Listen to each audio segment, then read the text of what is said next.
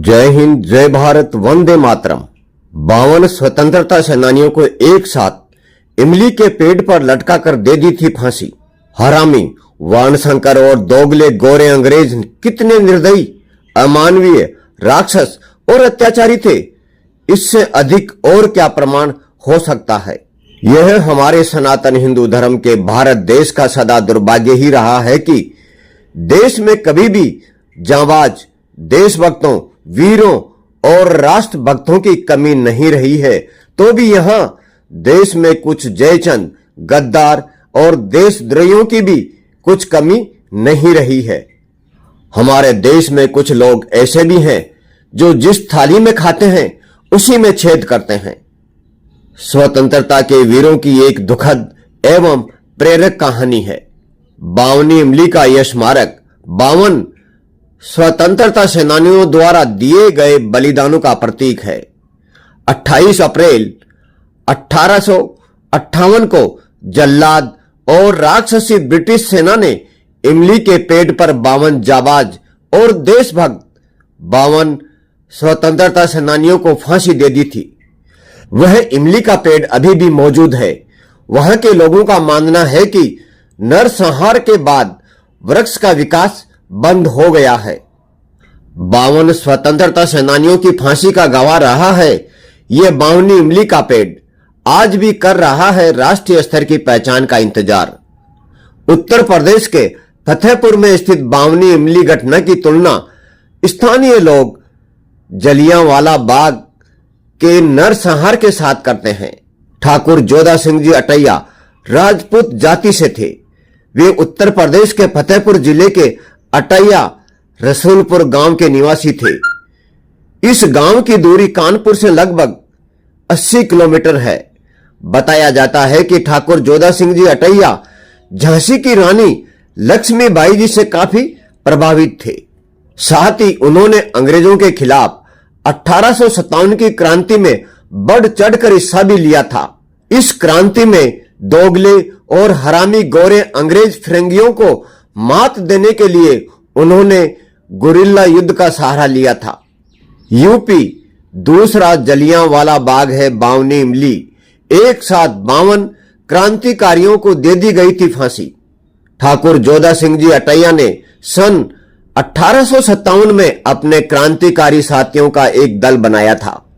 तांता टोपे से गुरिल्ला वार की कला सीखी और अंग्रेजों को छका छका कर नानी याद दिला दी थी। अक्टूबर 1857 को महमूदपुर गांव में एक अंग्रेज दरोगा और सिपाही को जिंदा जला दिया था। रानीपुर पुलिस चौकी पर आजादी के मत वाले दीवानों ने हमला कर तबाही मचा दी थी। अत्याचारी कर्नल पावेल को मौत के घाट उतार दिया था। फतेहपुर की बींद की तहसील से 4 किलोमीटर मुगल रोड पर चलते हुए आपको वन विभाग खजुआ का दफ्तर दिखेगा। उसी परिसर में है 52 इमली, जहां 28 अप्रैल 1858 को महान क्रांतिकारी ठाकुर जोधा सिंह जी अटैया और उनके 51 साथियों को इसी इमली के पेड़ पर फांसी दे दी गई थी। इसे दूसरा जलियांवाला बाग भी कहते हैं। दूसरी तरफ ठाकुर जोधा सिंह जी अटैया के गांव रसूलपुर में उनकी जन्मस्थली तलाशना बहुत मुश्किल है। महान क्रांतिकारी ठाकुर जोधा सिंह जी अटैया का जन्म बिंदकी के गांव रसूलपुर पंधारा में हुआ था। अब उनकी जन्मस्थली गुम है। न तो वहां उनका कोई स्मारक है और न ही उनकी कोई प्रतिमा और न ही कोई संकेतक और न ही उनके नाम पर वहां तक पहुंचने वाली कोई सड़क है। सारे निशान लगभग मिट चुके हैं। तत्कालीन तुष्टिकरण वाली दोगली सरकारों की दोगली नीतियों के कारण इससे बड़ा और क्या सबूत हो सकता है।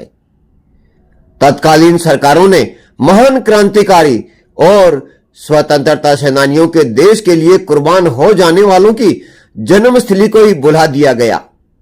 सन 1857 के प्रथम स्वतंत्रता संग्राम के दौरान दोगले और अत्याचारी गोरे अंग्रेजों की नाक में दम कर देने वाले ठाकुर जोधा सिंह जी का खजुआ में स्मारक बना हुआ है।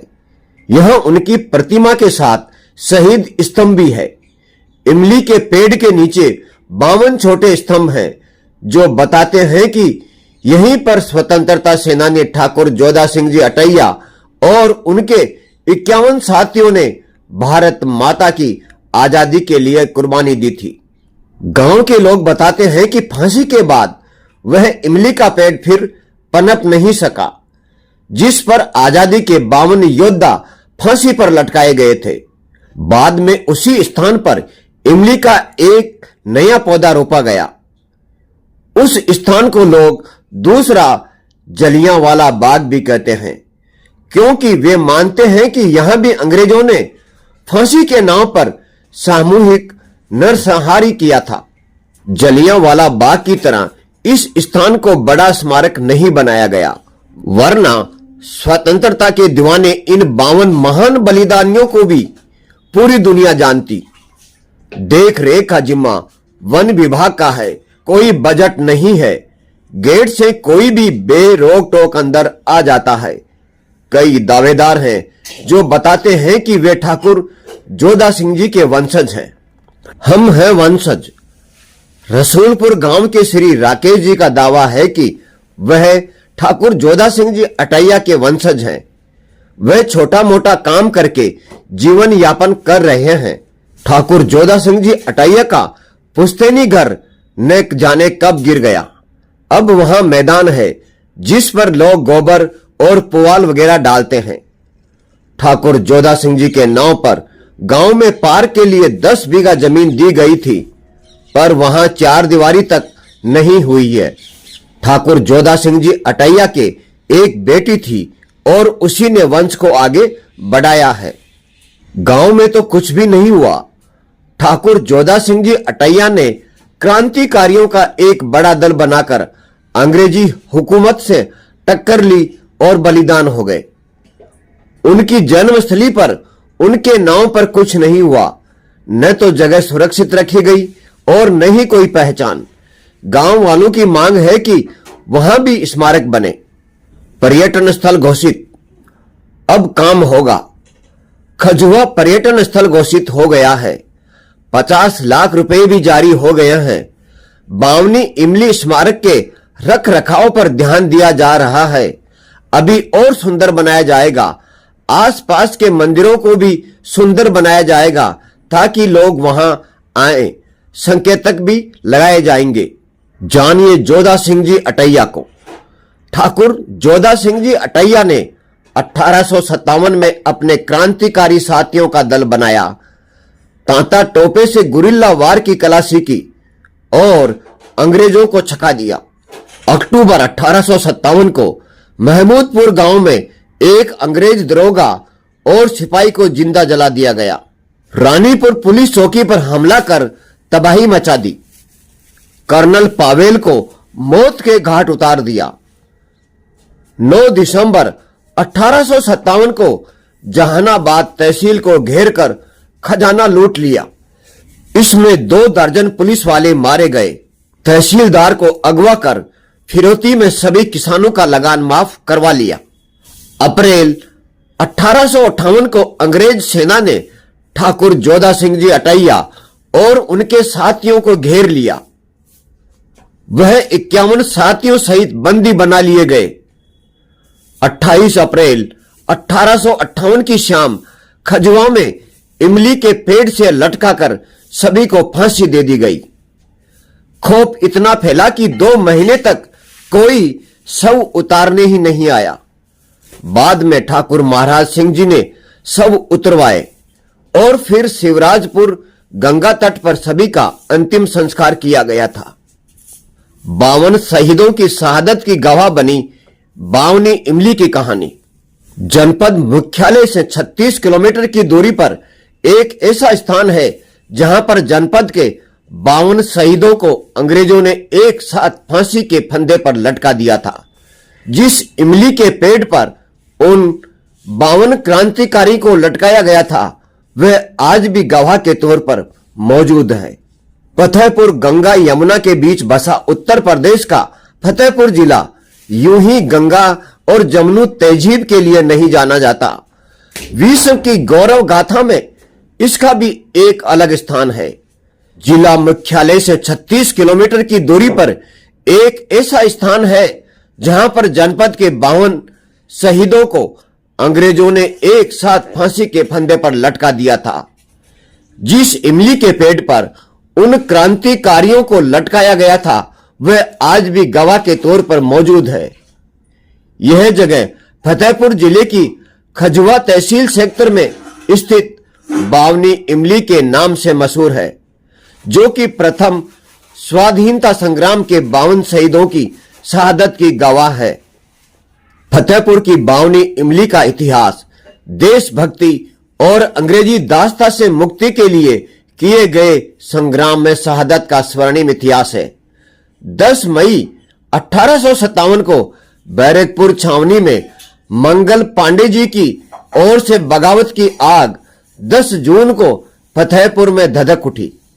रसूलपुर गांव के ठाकुर जोधा सिंह जी अटैया, जो अंग्रेजी हुकूमत से देश की आजादी का स्वप्न काफी समय से मन में पाले हुए थे, अपनी छोटी सी फौज सजाकर अंग्रेजों के खिलाफ जंग का ऐलान कर दिया।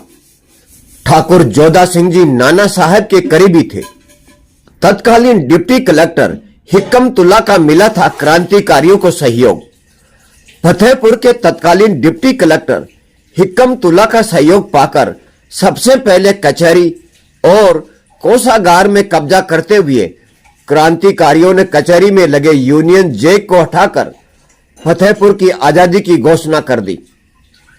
हकीमतुल्ला को फतेहपुर का रिसालेदार चकलेदार नियुक्त किया गया। फतेहपुर की आजादी की इस घोषणा से ब्रिटिश सरकार में हड़कंप मच गया। बुंदेलखंड के क्रांतिकारियों ने भी किया था सहयोग। ठाकुर जोधा सिंह जी अटैया ने बुंदेलखंड और अवध के क्रांतिकारियों से सामंजस्य बिठाकर अपनी ताकत को काफी बढ़ा लिया था। ठाकुर जोधा सिंह जी अटैया के नेतृत्व में क्रांति वीरों ने 27 अक्टूबर 1857 को महमूदपुर गांव में ठहरे एक अंग्रेज दरोगा और सिपाही को इन क्रांतिकारियों ने आग लगाकर मार डाला था। इसके बाद क्रांतिकारियों ने गंगा पार रानीपुर पुलिस चौकी में धावा मारा और अंग्रेजों के एक पिट्ठू का वध कर डाला। अब तक ब्रिटिश साम्राज्य में फतेहपुर के इन क्रांतिकारियों की दहशत पहुंच गई थी। ठाकुर जोधा सिंह जी अटैया ने कर्नल पावेल को उतारा था मौत के घाट। किसी जयचंद और किसी दोगले गद्दार देशद्रोही की सूचना पर अंग्रेज हुकूमत की ओर से यहां की आजादी की क्रांति का दमन करने के लिए अत्याचारी और निर्दयी अंग्रेजी हुकूमत ने कर्नल पावेल को भेजा। अत्याचारी कर्नल पावेल ने क्रांतिवीरों की टुकड़ी पर हमला किया, लेकिन सफलता नहीं मिली। ठाकुर जोधा सिंह जी अटैया ने गुरिल्ला युद्ध की रणनीति बनाकर अत्याचारी कर्नल पावेल को ही मौत के घाट उतार डाला था। अब राजसी अंग्रेजों ने एक और अत्याचारी कर्नल नील के नेतृत्व में सेना की बड़ी खेप भेजकर ठाकुर जोधा सिंह जी अटैया की क्रांति सेना का समूल नाश करने के लिए भेजा। ठाकुर जोधा सिंह जी ने अपना ठिकाना फतेहपुर से हटाकर खजुआ बना लिया था।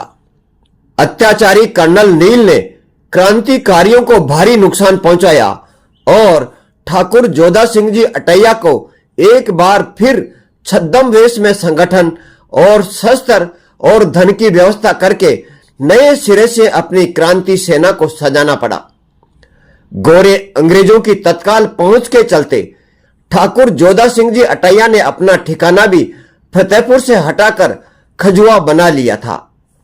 यह हमारे सनातन हिंदू धर्म के भारत देश का सदा दुर्भाग्य ही रहा है कि देश में कभी भी देशभक्तों, वीरों और राष्ट्रभक्तों की कमी नहीं रही है, तो भी यहां देश में कुछ जयचंद, गद्दार और देशद्रोहियों की भी कमी नहीं रही है। अंग्रेज कर्नल नील ने 51 क्रांतिकारियों को बनाया था बंदी। इसी तरह के एक देशद्रोही ने कर्नल नील को उस समय ठाकुर जोधा सिंह जी अटैया और उनके साथियों की जानकारी दे दी थी। जब वह अरगल नरेश के स्वाधीनता संग्राम के अगले चरण पर विमर्श करके वापस लौट रहे थे। ठाकुर जोधा सिंह जी अटैया को उनके साथियों सहित गोरहा गांव के पास कर्नल नील की घुड़सवार सेना ने घेर लिया और एक संक्षिप्त संघर्ष के बाद उन्हें अन्य 51 साथियों सहित बंदी बना लिया गया। बलिदान की प्रेरणा देता है इमली का पेड़। तमाम यातनाओं के बाद सभी 52 क्रांतिकारियों को 28 अप्रैल 1858 को निरंकुश और अत्याचारी अंग्रेजों की ओर से बिना किसी सुनवाई या अदालत के आदेश के इमली के पेड़ में एक साथ फांसी पर लटका दिया गया। फतेहपुर के 52 क्रांतिकारियों की अमिट शहादत का गवाह इमली का पेड़ आज 52वीं इमली के रूप में देश के लिए सर्वस्व बलिदान करने की प्रेरणा दे रहा है। जय हिंद, जय भारत, वंदे मातरम।